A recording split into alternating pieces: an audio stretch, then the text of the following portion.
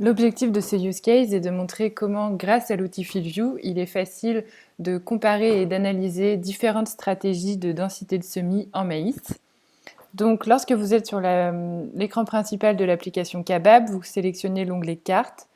Ensuite, vous sélectionnez la parcelle qui va se nommer VSR Maïs.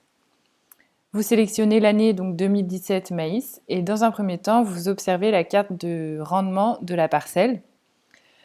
Vous pouvez couper votre écran en deux.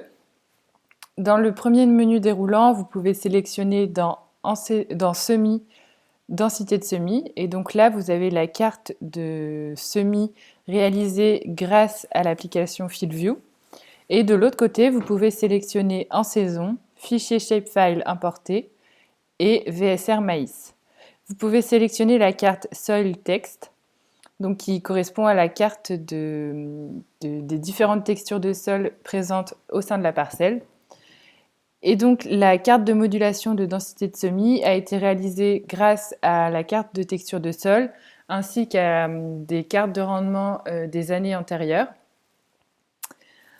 Vous pouvez maintenant sélectionner dans récolte rendement et donc dans un premier temps analyser à l'œil nu votre carte de densité de semis ainsi que votre carte de rendement. Maintenant, pour analyser plus précisément les différences de rendement entre les deux stratégies différentes, vous pouvez sélectionner ce bouton, puis sélectionner Créer une zone de parcelle, sélectionner des passages, et maintenant vous pouvez sélectionner les passages en densité fixe.